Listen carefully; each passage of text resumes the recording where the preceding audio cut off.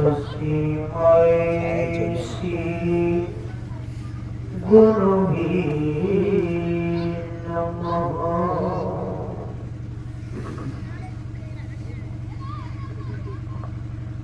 समस्त भूमंडल के कर्ण कर्ण में विराजमान संत सद्गुरुदेव के पावन युगल चरणों में कोटि कोटि नमन। मंच पर विराजमान पूज्य स्वामी धीरेन्द्र बाबा, मोहन बाबा, उपेंद्र बाबा, नूरलाल बाबा, नारायण बाबा, धर्मदेव बाबा, हमारी सहपाठी साथ में चलने वाले सुबोध बाबा, सत्संग स्थल पर उपस्थित श्रद्धालु सज्जनों, माताओं एवं भक्तिमती बहनों, भोले भाई बच्चों एवं नौजवान साथियों, तमाम श्रद्धालु भक्तों के आत्मस्वरूप परमात्मा को मेरा बार बार नमन। आप लोगों को विदित हो चुका है कि यह एक दिवसीय सत्संग का आयोजन नव वर्ष के उपरांत हमारे रमी बाबू के सुपुत्र सुबोध बाबू के द्वारा किया गया, जिसमें अभी हम लोग रामचरितमानस सार सटीक प्रथम सोपान बालकांड के प्रथम श्रद्धा को सुन रहे थे। जिस तरह ये मनुष्य का शरीर 5 तत्व से बना है, उसी तरह रामचरितमानस में भी 5 गुणमय शब्दों से बना है। 5 ही शब्दों से श्रद्धा है, दोहा है, छंद है, श्लोक है और चौपाई है। याद करिए कितने शब्दों से बना है? शब्द तो बहुत है, लाखों हजारों करोड़ करिए, लेकिन 5 मूल बात से बना है। श्रद्धा, श्लोक, छंद, चौपाई और दोहा से। इनके सिवा और कुछ नहीं है रामचरितमानस में। तो अभी हम लोग सार सटीक रामचरितमानस के प्रथम भाग का पहला श्रद्धा को सुनेंगे। क्या सुने श्रद्धा में?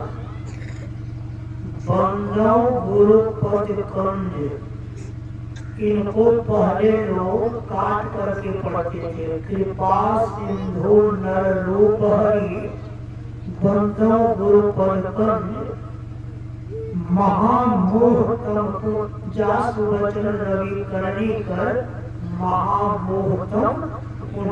पहले कैसे पढ़ते थे?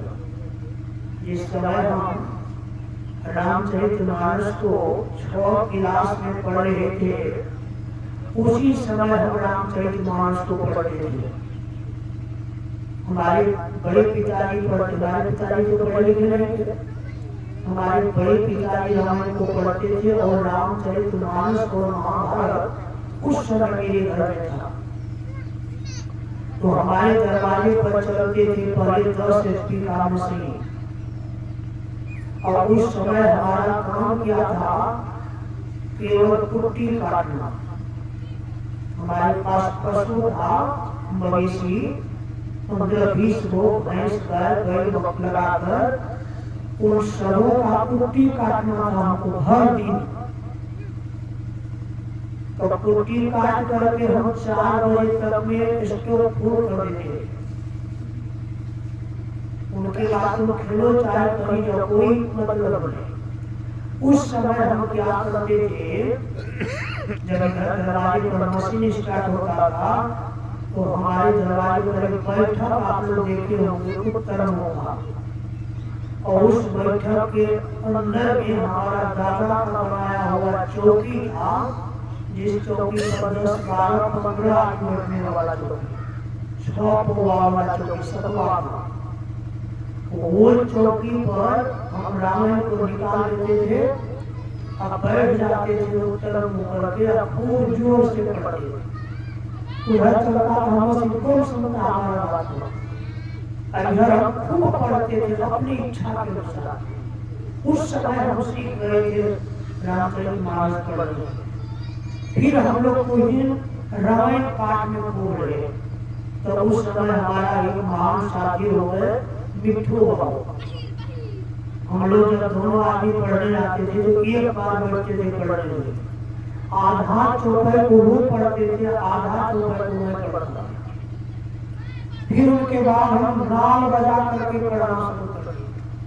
देखिए, तो रामचरितमानस के पहला सर्वथा में सुन रहे थे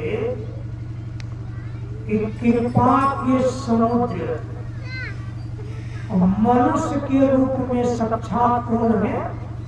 हरि, जिनको भगवान कहते हैं। अब हरि मतलब मेढक भी होता है, तो मेढक भी समझ लीजिएगा।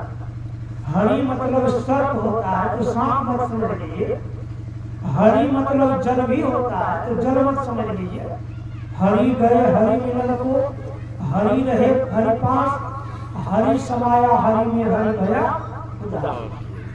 ऐसा नहीं समझ लेगा कि हरि मतलब वहाँ जल है, मेढक है, पानी है, नहीं।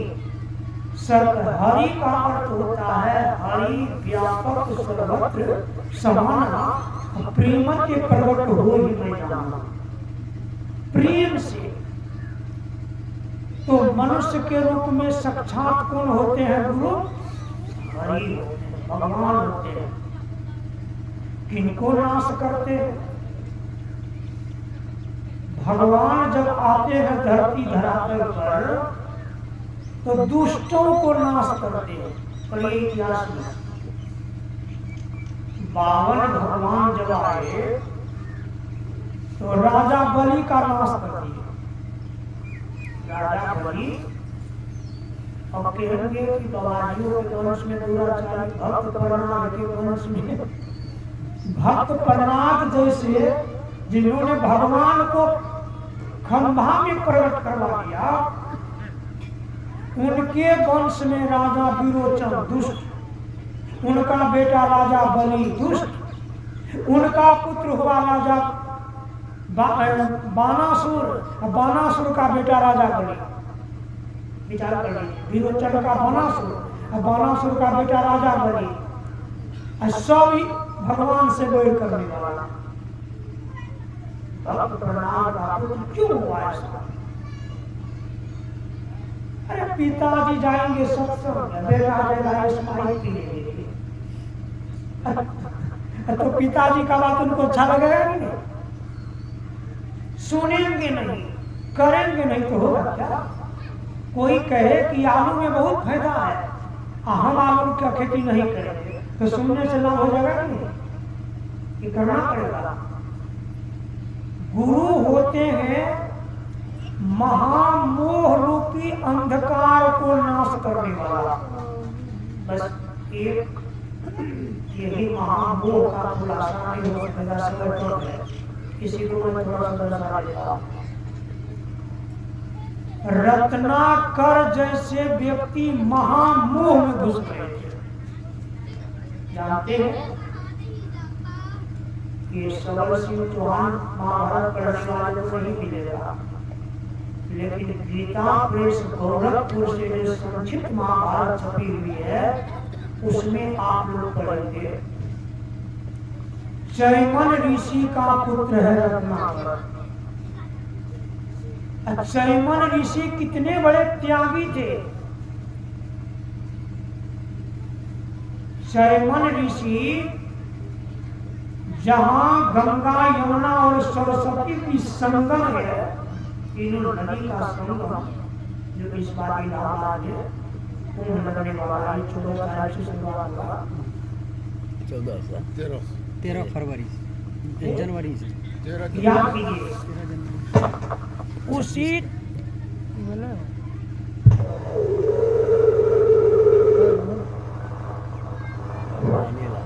उसी त्रिवेणी संगम के नदी में जल के अंदर में घुस करके चैमन मुनि तपस्या करते थे, पानी के अंदर में। पढ़िएगा आप लोग, महाभारत में लिया होगा। मछुआ सब आया, जाल फैलाया। जब मछुआ लोग जाल फैलाए, महाजाल, ये जाल नहीं। कभी कभी आप लोग बड़ा मोबाइल पर देखेंगे, बड़ा बड़ा समुद्र को जाल से घेरता है, महाजाल की जगह। याद कीजिए, उनको कैसे घेरता है? जिस तरह की पटरी होती है ना, लाइन की पटरी, उसी तरह पटरी पर जाल बिछाया हुआ रहता है, पहले बिछा लेता है। एक तरफ से मछुआ सब गिराना शुरू कर देता है, और वो पटरी पर डूब रही है जाल को लेकर, और समुद्र को घेर लेता है। उसी तरह से घेर लिया उनको, चैमन ऋषि को जाल में घेर लिया, जाल में फंस गए चैमन। और मछुआ सब खींचना शुरू किया। तो जाल में जिस तरह मछली फंसता है, उस तरह जब महात्मा जी फंस गए और उनको जब खींचते होंगे तो पत्थर पर जो गिरता होगा तो चोट नहीं लगता होगा उनको। विचार करिए, संपूर्ण देह का छाला को खींच करके मछुआ लोग निकाल दिया पत्थर इस पत्थर से, क्योंकि उनको तो होश नहीं था कि वो संभल गए, वो तो जाल में निपट गए। खींच करके उसको निकाला। जब जाल से बाहर निकाला, तब जब मछुआ लोग देखा तो हाथ जोड़कर खड़े हो गए, क्षमा कर दीजिए महाराज, क्षमा कर दीजिए। चैमन ऋषि ने कुछ भी नहीं बोला, कहा इस राज के राजा को बोला। उस समय उस राज के राजा सुधर्मा थे। ना हो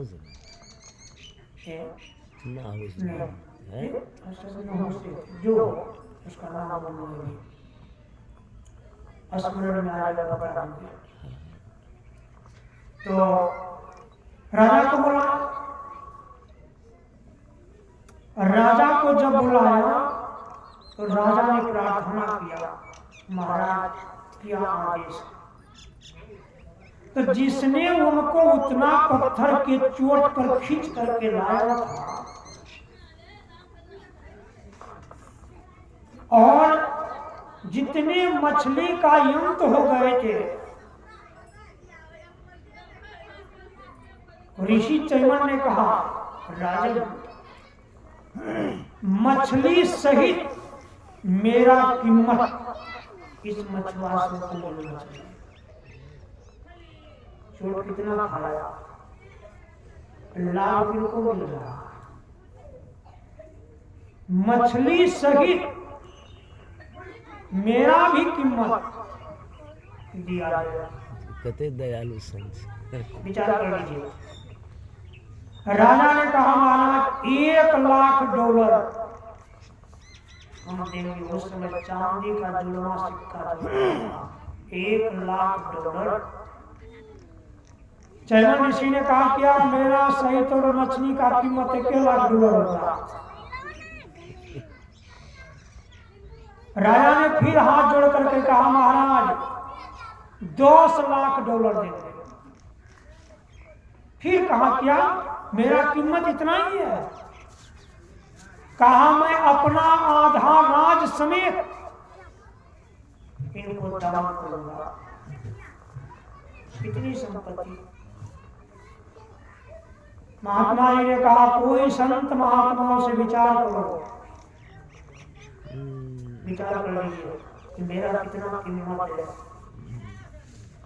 साधु महात्मा को जब कोई 500 का बिजारी कर दे तो 500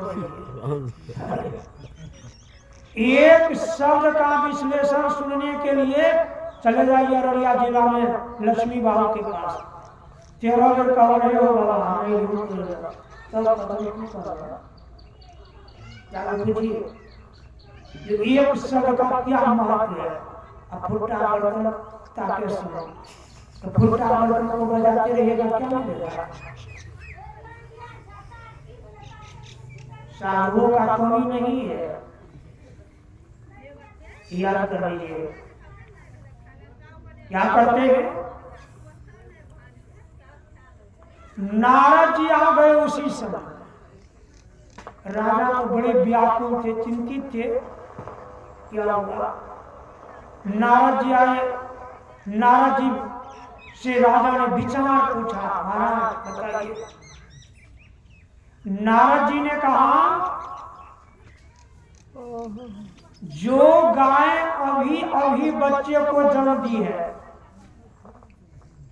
याद कर लीजिए, जो गाय अभी अभी बच्चे को जन्म देने वाली है या जन्म दे चुकी है, उस बियाई हुई गाय को सजा करके महात्मा जी को दे दो, उनके बराबर कीमत हो जाएगा।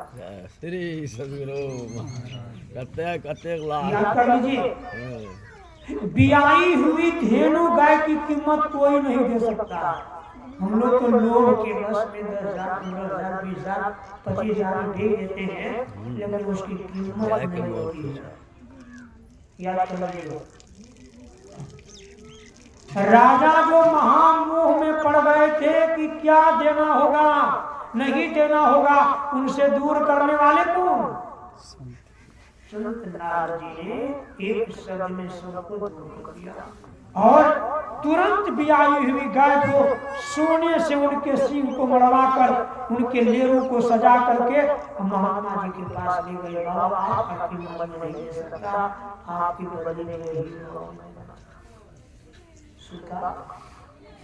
ऐसे चैमन ऋषि का पुत्र कौन होगा? विचार कर लीजिए। लोग घोड़ा थोड़ा मिलेगा।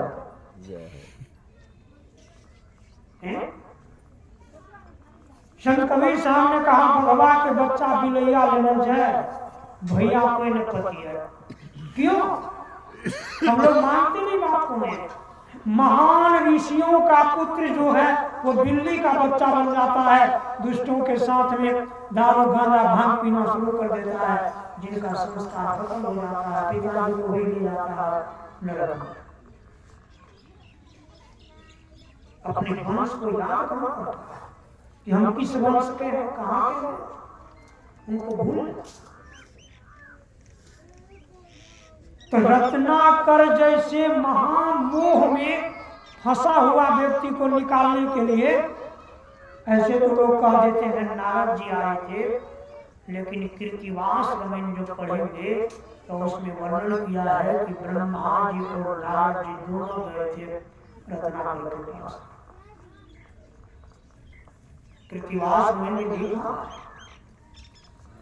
जिस समय में रत्नाकर के पास नारद जी गए थे, उस समय में रत्नाकर ने पूछा तुम कौन हो?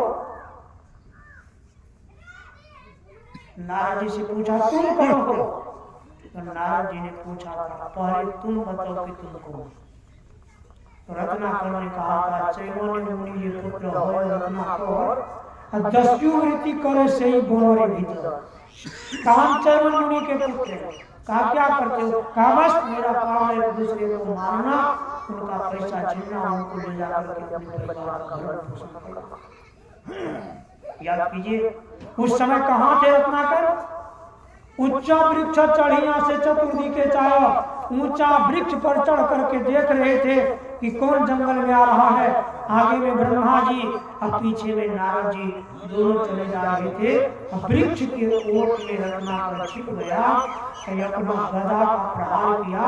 वहां लिखते हैं कवि ने ब्रह्मा ते माया ते तारा मुगदरा चले, मुगदरा माया ते तारा बद्ध कर रत्नाकर ने ब्रह्मा जी के ऊपर गदा चलाता था, लेकिन वो गदा लगता नहीं था, बार बार गदा का प्रयोग किया। तब रत्नाकर ने पूछा तुम कौन हो? तो कहा तुम कौन हो? तो कहा तुम करते क्या हो? रत्नाकर ने कहा मैं लोगों को लूट करके ले जाता हूँ, अपने परिवार का भरण पोषण करता हूँ। कौन कौन खाता है? रत्ना बोले आमी जब तक रहे जाई धान, माता पिता पत्नी आमी खाई चारी जान। यही तीन के लिए लोग मरते हैं दिन भर, माता पिता और पत्नी। अब फिर जब घर बाल बच्चे हुए तो घर माँ छुट्टी आई, घर बाल बच्चे की सेवा लग गए, बस यही तीन ऊपरो तीन नीचो तीन। विचार कर लीजिए, जिस समय हमें सखा संतान नहीं रहता है, नए विवाहित रहते हैं तो माता पिता पत्नी, और जब इधर अपने तीन हो गए, पिता हो गए, पुत्र पोता हो गया, तो उधर माँ हो गया, कभी करना आगे नहीं आता, कोई हो गया। विचार कर लीजिए, यापन भेले ना जब भेलापन बेटी जब बात का विसर्जन, विचार कीजिएगा क्या कहते हैं। कहा तीन आदमी खाते हैं, जो बचता है उसको मैं खाता हूं। जेवा पिछू बची किनी खाई चारी जना। कहा जो बच जाता है रात में खा पी कर उनको सुबह में खाता हूँ। हमार पापेरो भागी सकल है, हमारे पाप का भागी सब बनेगा। कितना मोह था, कितना अंधकार में रत्नाकर पड़ा हुआ था कि मेरा पाप का भागी मेरे माता पिता और पत्नी बनेंगे। नारद जी ने कहा वाह, ऐसा तो कोई शास्त्रों में नहीं है जो एक दूसरे का किया हुआ कर्म का फल दूसरे को भोगना पड़े, मुझे तो नहीं लगता। तब नारद जी ने कहा ये काम पूछ करके रखो। चोर का बुद्धि बड़ा तीक्ष्ण होती है, राजसी बुद्धि से चोर बुद्धि बड़ा होगा। राज दरबार में सिपाही लोग जगे हुए रहते हैं, चोर चोरी कर लेता है, या तो सरकार का पुलिस ड्यूटी बजाते रहते हैं, चोर चुरा कर लेता। किसान उतना सचेत, एक किसान को दो बैल था, चोरवा ने कहा कतनो पारा करिए लगो, करके तो फेल गई। बैल को हार बांध दिया था गले में। अब बैल को जब घर में बांध करके सोने लगता था तो रस्सी खोल करके पैर में बांध लेता था कि जब तक बैल रहेगा ना तो रस्सी हिलता रहेगा, हार बहता रहेगा। और चोरवा आया, हारे को खोल करके पकड़ करके बैठ गया, और जो वो किसान जगह तो हार को हिला देता था। किसान सोचे बैल बैठने चाहिए। सुबह हो गया, सुबह में हार को रख दिया, हार रख दिया घरे में, बैल चोरी आधार बजे याद कर लीजिए। रत्नाकर गए, कहा नहीं आप भाग जाएंगे। गुरु कैसे होते हैं, दंड सह करके भी शिष्य को चेताते हैं। कोई देवी देवता दंड सह करके अपने शिष्य का उद्धार नहीं कर सकते हैं। सुने चलो गोसाई काली मैया की पूजा करो, ऐसे हमें फूल पर लो है, हमरा अपने चूजी ले ली बैठो हैं, बोलो एक तार मिठाई चढ़ावे छिए, जल फूल प्रसाद, तू एते छोड़ के जिलेबी है पर फूले के चलेगा। विचार कर लीजिए, ये फूल पर लोहा जाता है देवी देवता। इतिहास को देखिए, आपका गवाही मिलेगा। जब हमारे भगवत संकीर्तन में आते हैं तो क्या कहते हैं, जब गोसाई खेलने वाला सबका जब परीक्षा लेने लगा तो सब गोसाई पत्थर का हाथी क्यों नहीं चलता था, सबको क्यों कारागार में बंद कर दिया, कहते हैं ना। सबका देवी देवता कहाँ गए थे?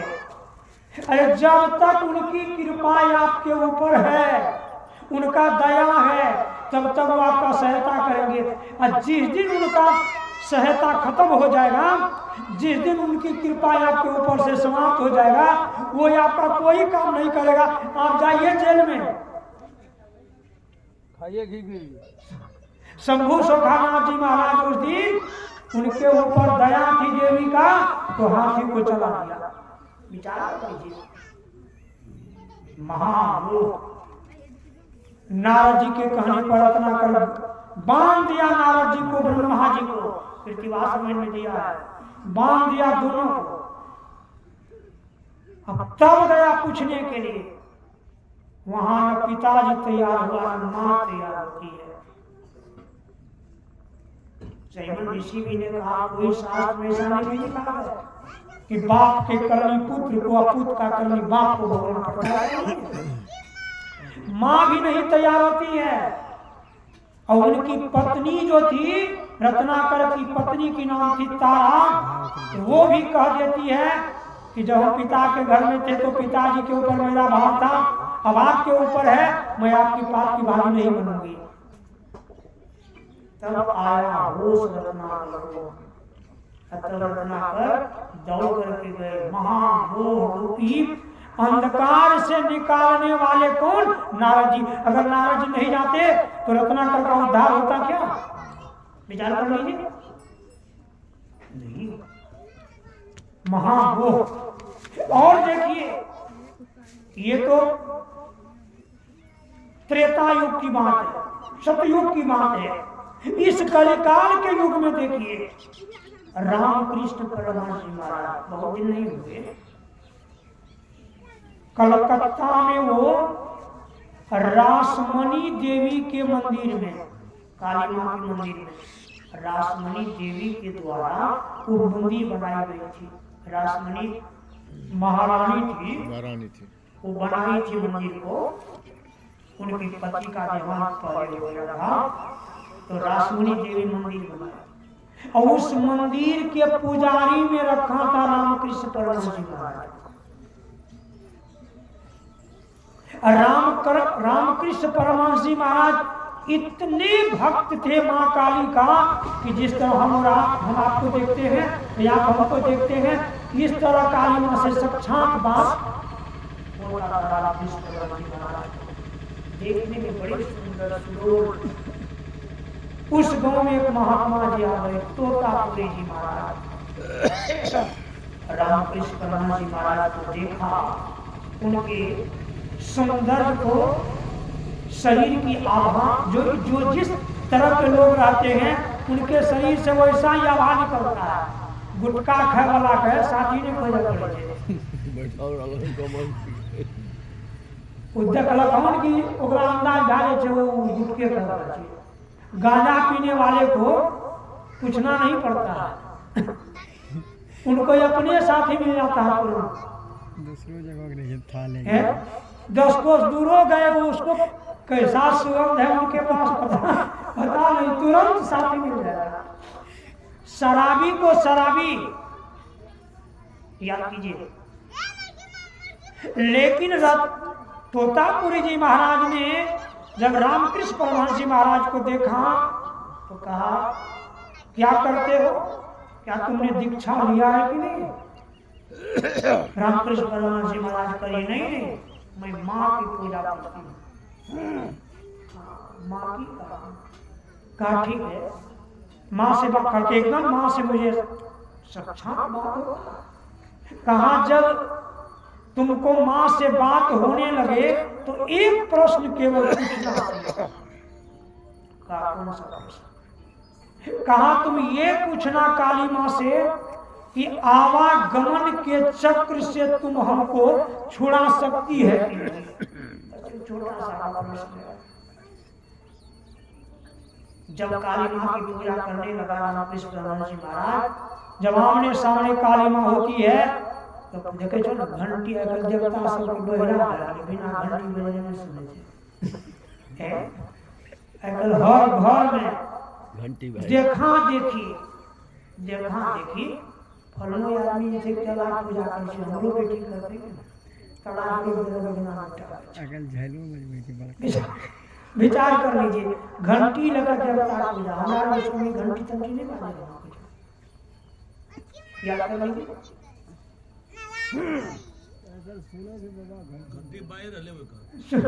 क्या करते हैं?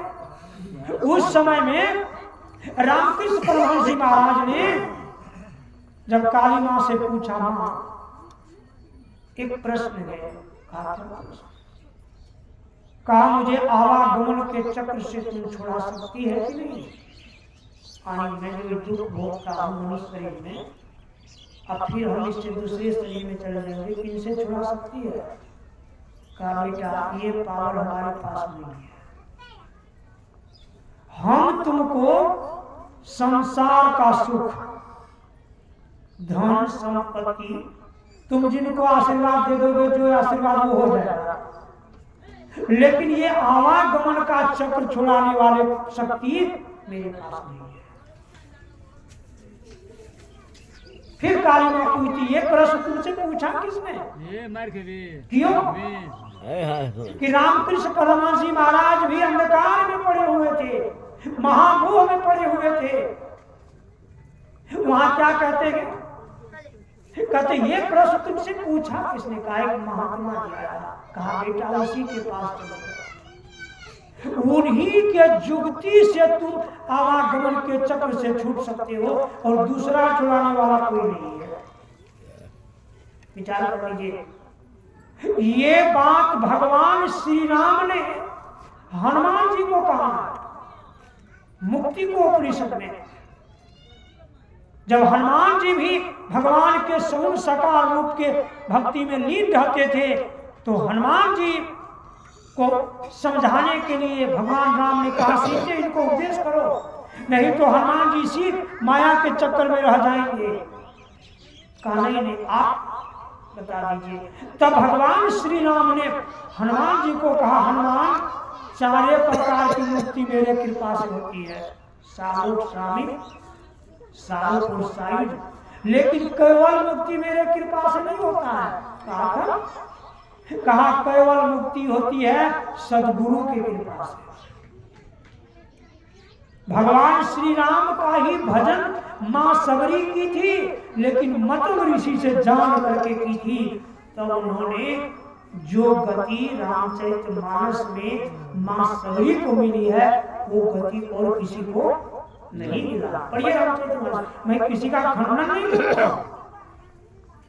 भले आप नहीं मानिए, आप जिसको मानते उसी को मानिए, लेकिन जानना पड़ेगा गुरु से। जब तक नहीं जानिएगा कल्याण होने वाला नहीं है। भगवान राम कहते हैं दया समुद्रम सदगुरु विधिवत संगमयो पहाड़ कनायो अष्टोत्तर सते परिषदम विधिवत श्रवण मनन निध्यासिनानि निरंतर कृत्वा प्रारब्ध छया देती है।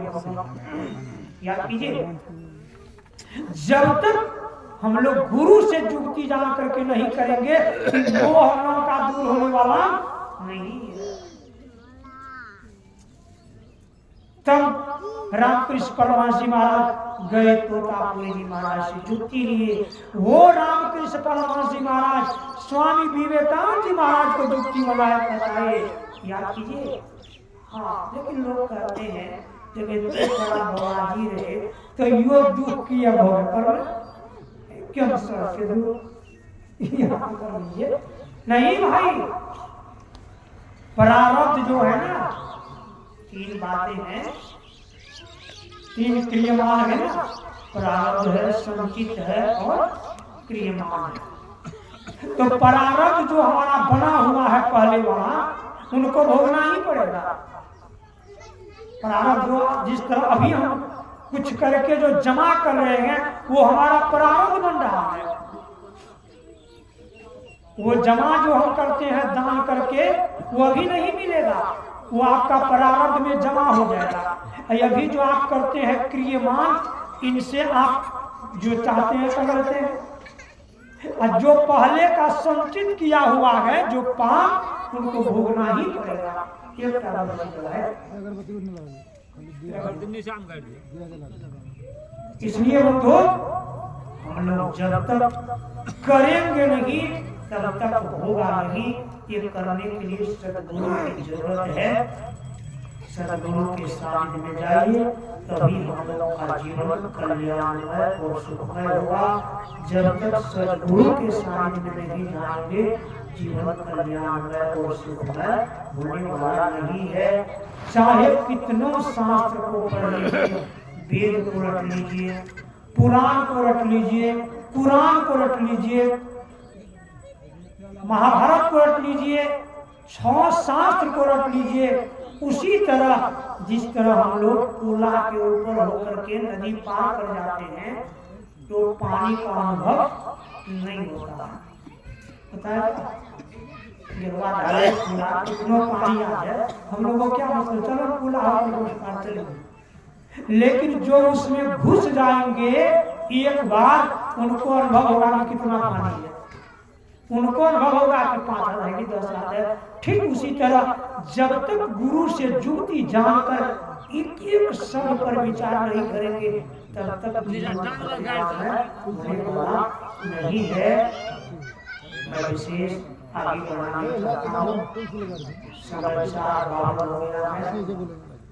यहाँ जितने लोग हैं, उन लोगों से कम उम्र वाले हैं, बड़े लोगों से मैं आशीर्वाद चाहता हूँ। छोटे लोगों के लिए मैं उद्देश्य प्रार्थना करता हूँ, सदैव सुखी रहे। साथ साथ हमारे माननीय श्रद्धेय प्रणामी भाव के सुपुत्र सुबोध भाव ने सत्संग करवाए, सब परिवारों के लिए, बच्चों के लिए मैं उद्देश्य प्रार्थना करता हूँ।